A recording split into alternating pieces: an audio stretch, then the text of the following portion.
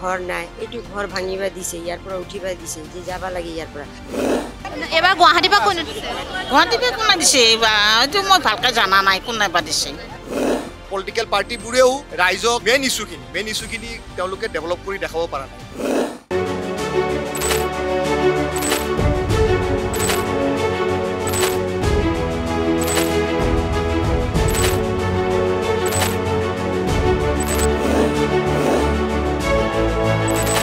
Battleground 2024 with the Assam Tribune. হাতমেট Guwahati Lok Sabha নিৰ্বাচন আৰু গুৱাহাটী মহানগৰীৰ লোকসভা নিৰ্বাচনক লৈ নিৰ্বাচনী ইছ্যু কি গুৱাহাটী মহানগৰবাসীয়ে বিচাৰে কি এই ক্ষেত্ৰত আমি সাধাৰণ জনতাৰ সৈতে কথা পাতিবলৈ চেষ্টা কৰিছিলোঁ কি বিচাৰে এইবাৰ গুৱাহাটী মহানগৰবাসীয়ে চাওঁ হওক আমাৰ এই বিশেষ প্ৰতিবেদনত এইবাৰ কি হ'ব গুৱাহাটী লোকসভা নিৰ্বাচনত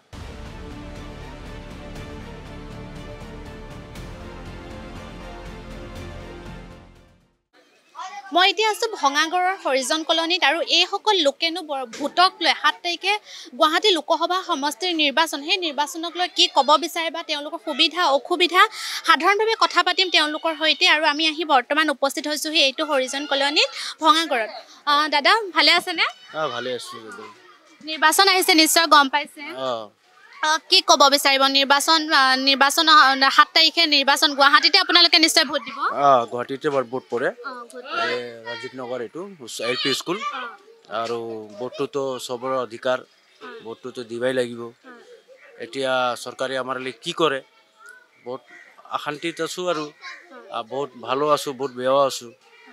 এতিয়া চাওঁ ক'ত ভোট দিব পাৰোঁ আৰু কি এতিয়া গম পাইছে গুৱাহাটীত দুগৰাকী মহিলা উঠিছে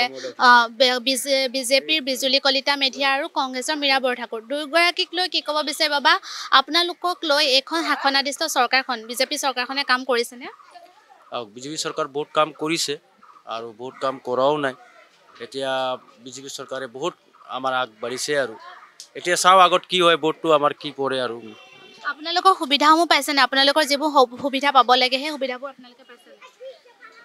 আমি সুবিধা লৈ এতিয়া বহুত আঁচনি অলপ পোৱা নাই আৰু পাইছোঁও বেছি পোৱা নাই আমি অৰুণোদয় পাই আছোঁ আৰু বহুতকেইটা সুবিধা এতিয়া মানে পোৱা নাই যেনেকৈ ঘৰ চাকৰি তাকৰি এতিয়া পোৱা নাই আমি এতিয়া মানে বহুত অশান্তি আছোঁ আৰু ভালো আছোঁ আৰু কম আৰু এটা কথা ভোট আহিছে আপোনালোকৰ কৈছিলে যে নোটাত এবাৰ ভোট দিব এনেদৰে প্ৰেছ মিটত কৈছিলে কি ক'ব বিচাৰিব সেই সংক্ৰান্তত আপোনালোকে নোটাত ভোট দিব নেকি এইবাৰ আমাৰ ভোটটো এতিয়াতো নোটাতে যাব নেকি এইটো আমাৰ কি কৰে এতিয়া বাইদেউকেইটা চাওঁ আৰু এতিয়া বেছি কথা ক'ব নোৱাৰোঁ আৰু মই নিজৰ ধন্যবাদ আপোনাক জনাইছোঁ আপোনাৰ ওচৰলৈ যাম নহয় আৰু আগুৱাই যাম আৰু অকণমান কথা পাতিবলৈ চেষ্টা কৰিম কেইগৰাকীমান মহিলাক দেখিছোঁ তেওঁলোকৰ সৈতে কথা পাতিবলৈ চেষ্টা কৰিম বাইদেউ ভালে আছে আছোঁ নিৰ্বাচন আহিছে গম পাইছে কি ক'ব এইবাৰ কাক সমৰ্থন কৰিব বা কি হ'ব বুলি ভাবে নিৰ্বাচনত যি হ'ব আৰু হ'ব কি কৰিম আমাৰ হাতত নাই না আমাকতো সেইবিলাক নালাগে আমি য'ত থাকোঁ আমাৰ কাৰণে সেইটো জেগাটো দি দিলে ভাল আছিল আৰু বেছি আমাৰ একো নাই আৰু চাকৰি তাকৰি নাই ল'ৰা ছোৱালী সিহঁতক যদি পঢ়া শুনা মানুহ আছে সিহঁতক ল'ৰা ছোৱালীক চাকৰি দিলে ভাল আছিল আমিতো এইবোৰ প্ৰাইভেট কাম কৰি খাওঁ বহুত আমাৰ অসুবিধা আছে সেইটোৱে ক'ম আৰু কি ক'ম আপোনালোকে সুবিধাবোৰ পাইছে নে যেনে আপুনি এগৰাকী মহিলাক লৈও কেইবাও আঁচনিবোৰ দিছে সেই আঁচনিসমূহ আপোনালোকে পাইছেনে নাই মইতো এতিয়া পোৱা নাই মোৰ নামটো অহা নাছিল এতিয়া আকৌ লিখি দিছোঁ এতিয়া পাম নেকি চাম এতিয়া অহা নাই আৰু বহুত মহিলা পাইছে ঘৰ হওক বা অন্যান্য যিসমূহ চাউল সেইসমূহ সুবিধা পাইছেনে নাই নাই সেইবিলাক পোৱা নাই নাই আৰু আপোনালোকৰ সমস্যা বা এতিয়া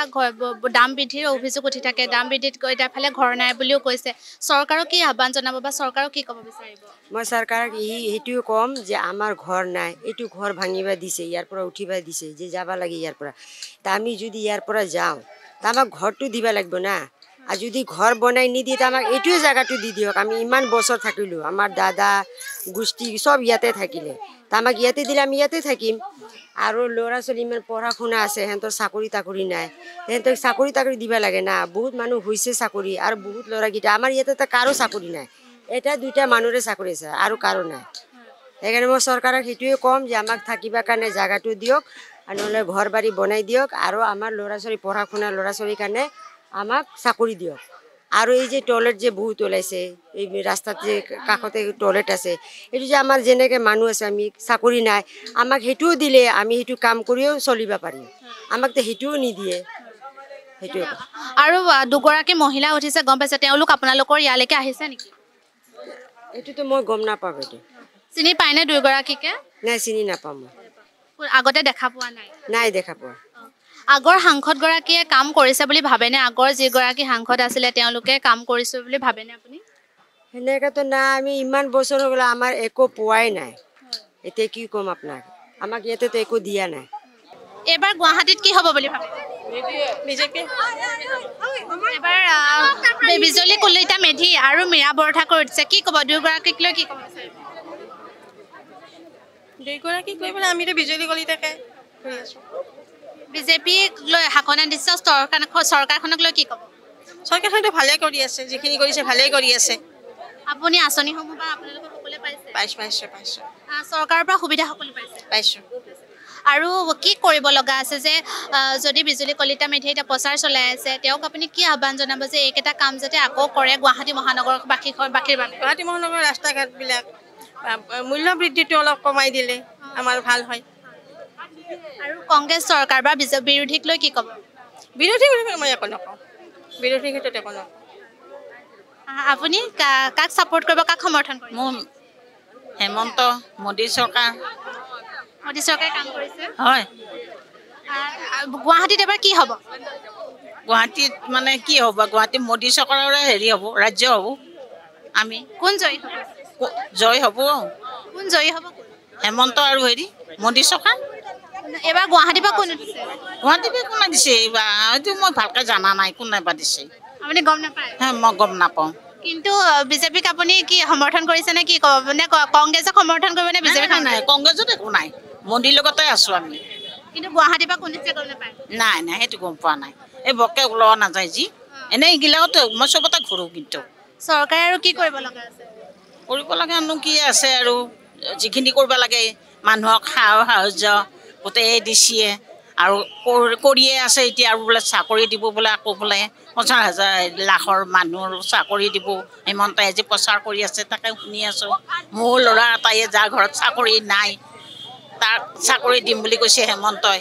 সেইটোতো ভাল কামেই কৰিছে হয়নে নহয় আপুনি প্ৰাৰ্থী চাবনে পাৰ্টি চাব হা প্ৰাৰ্থীগৰাকী চাবনে কোন উঠিছে তেওঁ চাবনে পাৰ্টি চাব পাৰ্টি চোৱাটোৱে ভুল হ'ব নেকি ভুলটো নহয় পাৰ্টিয়ে চাব লাগিব হয়নে নহয় ধন্যবাদ দাদা আপোনাৰ ঘৰ ক'ত ৰেহাবাৰী কি হ'ব এবাৰ গুৱাহাটীত কি হ'ব বিজলী কলিতা মেধি হ'ব তেওঁ ভাল কাম কৰিব বিজলী কলিতা মেধি চৰকাৰখনক কি ক'ব বিচাৰে চৰকাৰ ভালে কাম কৰি আছে ভালে কাম কৰিছে আৰু বিৰোধীক লৈ কি ক'ব কি বিৰোধীক লৈ কংগ্ৰেছক লৈ কি ক'ব কংগ্ৰেছ নাই কংগ্ৰেছ নাই আৰু কথা পাতিম আপোনাৰ ওচৰলৈ গৈছোঁ এবাৰ কি হ'ব বুলি ভাবে মোদী চৰকাৰ কাক সমৰ্থন কৰে এই আমাৰ হেমন্ত এইফালে মোদী চৰকাৰ কংগ্ৰেছক লৈ কি ক'ব বিচাৰিব তেখেতে আৰু মেৰুদণ্ড ভাঙি গৈছে আৰু উঠিব নোৱাৰে বুলি মই এইটোৱে ভাবোঁ বিজেপি বা শাসনাধিষ্ঠ চৰকাৰখনে কি তিনিটা গুণ আপুনি ভাল দেখিছে বা এইকেইটা কাম ভাল কৰিছে বুলি ভাবে আমাৰ ৰাজ্যখনক ৰাজ্য বুলি কথা নহয় ভাৰতবৰ্ষক নিজৰ হাতৰ মুঠিত ল'ব পাৰিছে এনেকৈ এটা ৰুলিং পাৰ্টি আমাৰ প্ৰয়োজন আছিল আগতে বহুত আগতে আছিল এতিয়া বৰ্তমানে আমি তেখেতৰ মানে উপস্থিতিত আমাৰ কোনো অসুবিধা হোৱা নাই আৰু কি কৰিব লগা আছে আৰু কৰিব আৰু যদি পজিশ্যনত বহি যায় বহাৰ পিছত এতিয়া যেনেকৈ ৰুলিং চলি আছে ডে বাই ডে উন্নতিও পাইছোঁ আমি এতিয়া নেক্সট আৰু বেছি উন্নতি কৰিব আমাতকৈ বেছি চিন্তা ইহঁতে কৰে চিন্তাবিদবিলাক আছে তেখেতে আৰু ভাল চিন্তা কৰিব চৰকাৰী সুবিধাসমূহ পাইছেনে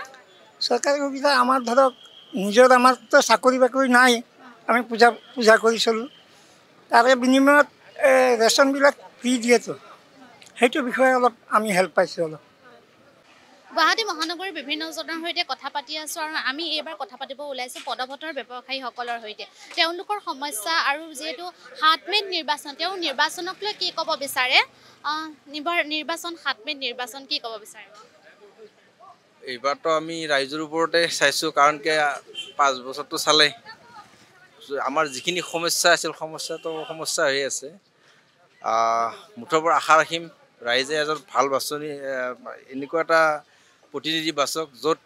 একদম তলৰ পৰা আমাৰ দৰে মানুহখিনিৰ পৰা গোটেইখিনি সমস্যা সমাধান হয় আৰু এতিয়া কথাটো হ'ল কি মই এজন পদভট ব্যৱসায়ী হিচাপে মই এটাই বিচাৰিম যাতে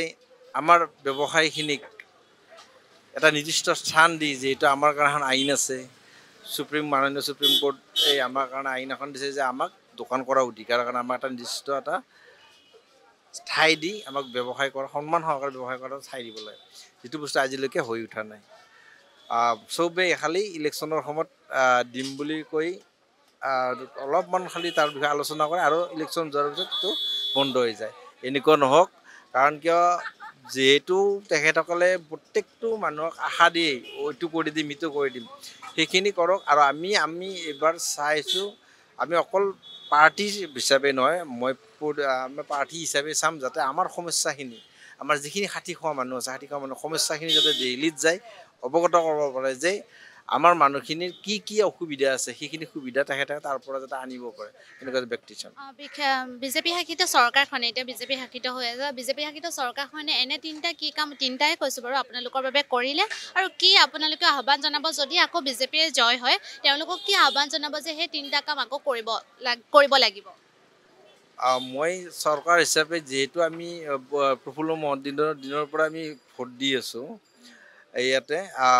বৰ্তমান আমাৰ সমস্যাৰ ক্ষেত্ৰত যিখন প্ৰচলিত চৰকাৰ নকৰা বুলিও ক'ব নোৱাৰোঁ কাৰণ কি যিহেতু 80টা ভেণ্ডিং জোন আমাৰ গুৱাহাটীত তেখেতসকলে অলৰেডি নটিফাই কৰাই দিছে এই 80টাৰ ভিতৰত যদি তেখেতসকলে আমাক প্ৰুফ নিদি যদি আগত যেনেকৈ তৰুণ গগৈ ডাঙৰীয়াই আমাক 105খন আই কাৰ্ড দিছিলে দি তাৰপিছত আৰু নাই তাৰপিছত আৰু বিজেপি চৰকাৰ আহিল ইমান দিনে নাই ইলেকশ্যনৰ আগে আকৌ 80টা ভেণ্ডিং জোন তেখেতসকলে দিছে নটিফাই কৰিছে কিন্তু আজি কিন্তু ডেভেলপৰ কাৰণে কোনো পদক্ষেপ লোৱা নাই যদি সঁচাই ইলেকশ্যনৰ কাৰণে টোপ দিয়াৰ কাৰণে যিটো বহুত বেয়া হৈছে আৰু মই তেখেতলৈ আশা কৰিম যাতে তেখেতসকলে যি 80টা ভেণ্ডিং জোন নটিফাই কৰিছে সেইটো যাতে কাৰ্যকাৰী ক্ষেত্ৰত আগবঢ়ায় আৰু এই ব্যৱসায়ীখিনিক বিশৃংখলভাৱে চাৰিওফালে নবৈ যদি এটা নিৰ্দিষ্ট স্থানত বহাই বাকীখিনি ঠিক ঠাক কৰে গুৱাহাটীখনো চাফ চিকুণতা ঠিকে থাকিব আৰু সেই ব্যৱসায়ীখিনিও পৰিয়ালটো চলাই থাকিব বাৰু এবাৰ কি ভাবে গুৱাহাটীত কি হ'ব দুগৰাকী মহিলা প্ৰতিদ্বন্দ্বিতা আগবঢ়াইছে কি হ'ব বুলি ভাবে আকৌ বিজেপিলৈ চৰকাৰ গঠন কৰিব বা বিজেপিৰ প্ৰাৰ্থীগৰাকী জয়ী হ'ব বুলি ভাবে নে কংগ্ৰেছৰ বা বিৰোধীৰ প্ৰাৰ্থীগৰাকী জয়ী হ'ব বুলি ভাবে বা আপোনালোকে কাক সমৰ্থন কৰে মইতো এটা মই নিজস্ব এইটো ব্যক্তিগত মতামত মই চাম 7 তাৰিখলৈকে অলপ দূৰ আছে কিন্তু কথাটো হ'ল কি মই বিজেপিও নকওঁ কংগ্ৰেছেও নকওঁ মুঠৰ ওপৰত মই এনেকুৱা এটা প্ৰাৰ্থী বিচাৰোঁ মই ৰাইজক এইটোৱে আহ্বান জনাম এনেকুৱা এটা ব্যক্তি আহক যিজনে তাৰমানে আমাৰ সমস্যাবোৰ সমাধান কৰিব পাৰে আপোনাক ধন্যবাদ আৰু কথা পাতিবলৈ চেষ্টা কৰিম ককা আপোনাৰ ওচৰলৈ গৈছোঁ নিৰ্বাচন আহিছে কি ক'ব বিচাৰিব নিৰ্বাচনটো 5 বছৰ মূৰে লোকসভা 5 বছৰ মূৰে বিধানসভা ইলেকশ্যন এইটো আহি থাকে আহিবই আৰু এইটো নহ'লে পৰেতো আপোনাৰ কি কয় যে গণতান্ত্রিক আমার ভারতবর্ষ হলো গণতান্ত্রিক দেশ গণতান্ত্রিক দেশে ইলেকশন একদম জরুরি ইলেকশন হলে প্রধানমন্ত্রী তারপরে আপনার মুখ্যমন্ত্রী এটা ইলেকশনের দ্বারাই গঠন হয় তারপিছত এইটো মানে দেশের কারণে কাম হয় কিন্তু ইলেকশনটো কি জানে না ইলেকশনটো ব্যক্তি বিশেষ নহয় পার্টি বিশেষ নহয় কাম কোন পার্টি কাম কৰিছে কোন পাৰ্টি আপনাৰ ৰাস্তা ঘাট কলেজ বনাই আছে উন্নয়ন কৰি আছে সেই পার্টি চাই কিনা মানুহ ভোট দিবা আপুনি পার্টি চাই দিব নেকি ভোট না আমি পার্টি চাই ভোট নিদিওঁ আমি মানে ব্যক্তি চাই ভোট দিওঁ কোন ব্যক্তি কাম কৰি আছে এবাৰ গুৱাহাটীত কি বুলি ভাবে গুৱাহাটীত কি হ'ব বুলি ভাবে গুৱাহাটীত কি বুলি ভাবে গুৱাহাটীত তো কি কয় 2 বছৰ বিজেপিয়ে থাকিলে বিজেপিয়ে আহিব বেলেগ নাহে আৰু কাৰণ নৰেন্দ্ৰ মোদী প্ৰধানমন্ত্ৰী হ'ব লাগিব নহলে পৰে তো ভাৰতবৰ্ষেৰ 140 কোটি মানুষ চলাবাৰ সব মানুষ নোৱাৰে এইটো মোদীৰে সম্পৰ্ক মোদীয়ে কিবা যদি পাকিস্তানে আহি ইন্ডিয়া এটাক কৰে কৰা জবাব দিব কাৰণে মোদীয়ে আছে নাই বিৰোধী কি কৰিব বিৰোধী এতিয়া শূন্য একো নাই কথা মুখে ডাঙৰ কৰিলে কি হ'ব কৈ লাভ নাই কামে মোদী মই যেহেতু বৰ্তমান ভঙাগড়ত আছোঁ আৰু মই বৰ্তমান দেখাইছোঁ বাইদেউ এগৰাকীয়ে বিক্ৰী কৰি আছে বাইদেউ ভালে আছে আছোঁ দে ক'ত ঘৰ ক্ষেত্ৰীত নিৰ্বাচন আহিছে গম পাইছেনে গম পাইছোঁ কাক দিব ভোট মানে কাক সমৰ্থন কৰে কাক বা দিওঁ ৰ গম পাইছেনে দুগৰাকী মহিলা উঠিছে যে গম পোৱা নাই এনেকুৱা গম পোৱা নাই অহা নাই আজিলৈকে এইফালে নাই দেখাও নাই সেনেকৈ মানে মই ইমান হেৰি নকৰোঁ না আৰু আপুনি যিবোৰ আঁচনি এগৰাকী মহিলাৰ কাৰণে সুধিছোঁ যে মহিলাক লৈ বহু আঁচনি যে আঁচনিসমূহ পাইছেনে নাই পোৱা নাই নাই সেনেকুৱা আঁচনি পোৱা নাই মই বৰ্তমান। ঘৰ পাইছেনে? নাই। ঘৰো নাই পোৱা। আৰু কি ক'ব বিচাৰিব? বস্তু বাহনীৰ দাম নিশ্চয়, কি ক'ব বিচাৰিব? এতিয়াতো বহুত সমস্যাতে ভগা নিচিনা হৈছে চবেও।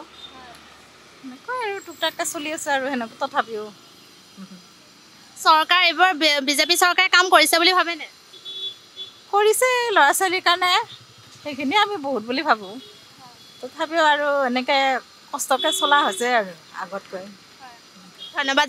আমি বিভিন্নজনৰ সৈতে কথা পাতি আছোঁ আৰু গুৱাহাটী লোকসভা সমষ্টিত যিহেতু নিৰ্বাচনৰ খবৰ প্ৰতি মুহূৰ্তৰ জনাই আছোঁ। গুৱাহাটী লোকসভা সমষ্টিৰ নাগৰিকে কি কয় সেই সন্দৰ্ভে জানিম আৰু মোৰ লগত বৰ্তমান আছে কেইবাজনো জ্যেষ্ঠ নাগৰিক। প্ৰথমে আমি তেওঁলোকৰ সৈতে কথা পাতিব বিচাৰিম।